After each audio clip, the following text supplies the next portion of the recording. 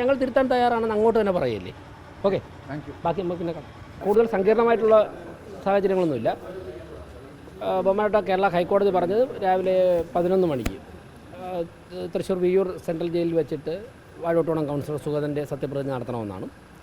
അതിന് നമ്മുടെ തിരുവനന്തപുരം കോർപ്പറേഷൻ്റെ സെക്രട്ടറിയും അതോടൊപ്പം തന്നെ അവിടുത്തെ ലീഗൽ സെക്ഷൻ കൈകാര്യം ചെയ്യുന്ന ഉദ്യോഗസ്ഥരുൾപ്പെടെ വന്നിട്ടുണ്ട്. മറ്റു കാര്യങ്ങൾ എല്ലാം തന്നെ ജയിലിൽ അവരിപ്പോൾ രാവിലെ തന്നെ അങ്ങോട്ട് പോയിട്ടുണ്ട്. സൂപ്രണ്ടുമായി സംസാരിച്ച് അതിനുള്ള തയ്യാറെടുപ്പുകൾ ചെയ്തു കഴിഞ്ഞു.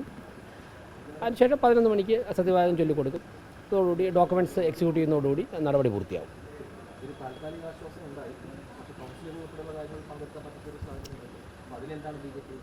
അല്ല, 5 വർഷത്തേക്ക് വളരെ ഭംഗിയായിട്ട് ഭരിച്ച് മുന്നോട്ട് പോവുകയാണ്. അത് കഴിഞ്ഞുള്ള കാര്യങ്ങൾ നമുക്ക് അതിന് ശേഷം പറയാം. 5 വർഷം കുഴപ്പമൊന്നും ഉണ്ടാവില്ലെന്ന് പ്രതീക്ഷിക്കുന്നു. 5 വർഷമല്ല, ഞാൻ രാവിലെ തന്നെ പറഞ്ഞേക്കാം.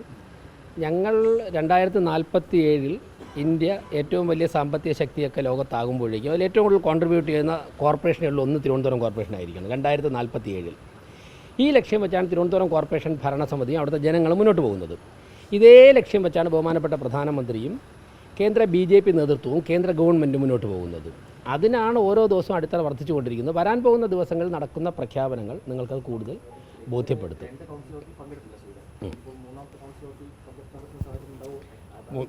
എന്തായാലും വളരെ ഞാൻ ഇന്നലെ തിരുവനന്തപുരത്ത് പറഞ്ഞല്ലോ, ഈ ടേമിൽ ആരും അയോഗ്യരാവാൻ പോകുന്നില്ല. അയോഗ്യരാകുന്ന സാഹചര്യം ഉണ്ടാകാതെ മേയർ എന്നുള്ള നിലയ്ക്ക് സംരക്ഷിക്കും. ഭരണസമിതി എല്ലാവരെയും പരസ്പരം സംരക്ഷിച്ച് തന്നെ മുന്നോട്ട് പോകും. 101 പേര്.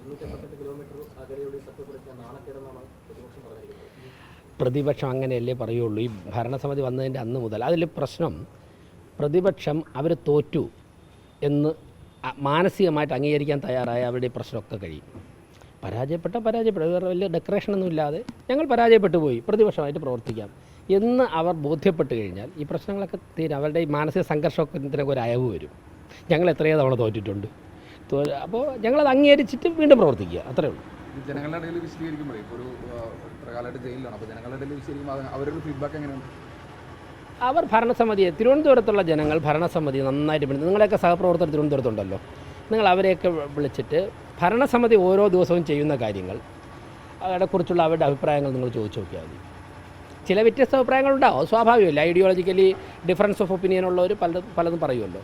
നിങ്ങൾ പൊതുസമൂഹത്തോട് അന്വേഷിച്ച് നോക്കി. ഇനി ഞങ്ങൾ ഏതെങ്കിലും തരത്തിലുള്ള പ്രവർത്തനമായി മുന്നോട്ട് പോകും, മാധ്യമപ്രവർത്തകരോ ജനങ്ങളോ ഒക്കെ ഞങ്ങൾ തിരുത്തണം എന്ന് പറഞ്ഞാൽ ഞങ്ങൾ തിരുത്താൻ തയ്യാറാണെന്ന് അങ്ങോട്ട് തന്നെ പറയല്ലേ. ഓക്കെ.